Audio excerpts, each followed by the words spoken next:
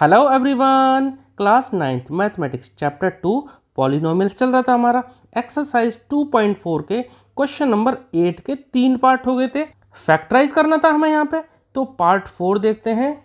देखिए, इस पूरे अलजेब्रिक एक्सप्रेशन को एक बार देखने के बाद ऐसा लग रहा है, देखो पहला टर्म और दूसरा टर्म ये क्यूब है। देखिए 64 4 का क्यूब होता है, 4 4 जा 16, 16 4 जा 64, यानी ये 4 का क्यूब है 64 और ये ए क्यूब है, यानी 4a का होल क्यूब माइनस 27 3 का क्यूब होता है, 3b का होल क्यूब हो गया।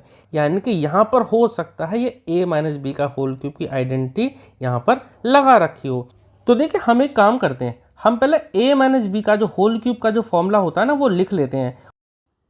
उसके बाद हम इस फॉर्मूले को इस अलजेब्रिक एक्सप्रेशन से रिलेट करके देखते हैं। देखिए a माइनस बी का होल क्यूब क्या होता है, a cube minus b cube minus 3a square b और प्लस का 3ab स्क्वायर।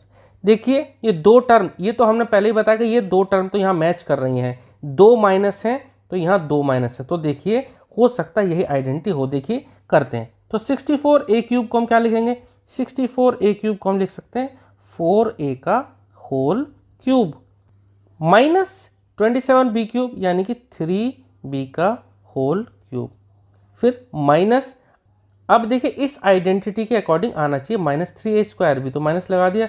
अब देखते हैं जरा 3a स्क्वायर यानी इसका स्क्वायर करके देखें तो क्या आएगा, 4 4 जा 16 और a का स्क्वायर a स्क्वायर, तो 16a स्क्वायर और b यानी सेकंड टर्म कितनी, 3b, तो इंटू 3b। आगे बढ़ने से पहले जरा इसको सॉल्व करके देखते हैं क्या इतना ही आ रहा है। देखिए 3 3 जा 9 और 9 16 जा, या 69 जा होता 144, ठीक है। तो इन तीनों को मल्टीप्लाई करके हमारा इतना ही आ रहा है, यानी कि अभी तक हमारी आइडेंटिटी पूरी तरह फॉलो हो रही है, ठीक है। प्लस 3ab स्क्वायर होता है, देखते हैं यहाँ भी प्लस है यहाँ भी है, तो 3ab स्क्वायर यानी कि a का मतलब 4a और b का स्क्वायर का मतलब है 3b का स्क्वायर, तो 3 का स्क्वायर 9 और b का स्क्वायर b स्क्वायर यानी 9b स्क्वायर। अब जरा इसको मल्टीप्लाई करके देख लेते हैं, 3 4 जा 12 और 12 9 जा 108, ठीक है। तो अभी तक हमारा पूरा का पूरा सेम है, ए बी स्क्वायर, यहाँ भी ए बी स्क्वायर, यानी कि ये पूरा का पूरा हमारा अलजेब्रिक एक्सप्रेशन इस आइडेंटिटी को फॉलो कर रहा है। जब इस आइडेंटिटी के RHS को हम ये लिख सकते हैं लेफ्ट साइड वाला, तो इसको भी हम क्या लिख सकते हैं, इसको हम लिख सकते हैं क्या, 4a माइनस 3b का होल क्यूब, ठीक है। ये पूरा होल क्यूब बन गया, यानी अब हम इस ब्रैकेट को 3 बार लिख सकते हैं, 4a माइनस 3b और अगले ब्रैकेट में 4a माइनस 3b और तीसरे ब्रैकेट में भी 4a माइनस 3b, ठीक है। इस तरह से पार्ट 4 हमारा कंप्लीट हो गया। पार्ट 5 देखेंगे अब देखिए करते हैं लास्ट पार्ट यानी पार्ट 5। यहाँ भी देखिए 27p क्यूब यानी ये 3p का होल क्यूब है, 3 का क्यूब करेंगे तो 27 आएगा, माइनस 1/216। यहाँ आपको घबराना नहीं है, 1 तो 1 का क्यूब है और ये 216 6 का क्यूब है, 6 6 जा 36 और 36 को 6 से मल्टीप्लाई करेंगे तो 216 आएगा, ठीक है। तो बाकी का हम 3a स्क्वायर भी माइनस का 3 स्क्वायर भी प्लस 3ab स्क्वायर बना लेंगे। देखिए करते हैं इसको, देखिए 27p क्यूब, इसको हम लिख सकते हैं क्या, 3p का होल क्यूब, ठीक है, माइनस मैंने आपको ये बताया ये 1/6 का क्यूब है, तो 1/6 पूरे पे हम होल क्यूब लगा देंगे, तो ये 6 का भी क्यूब हो गया और 1 का भी, ठीक है।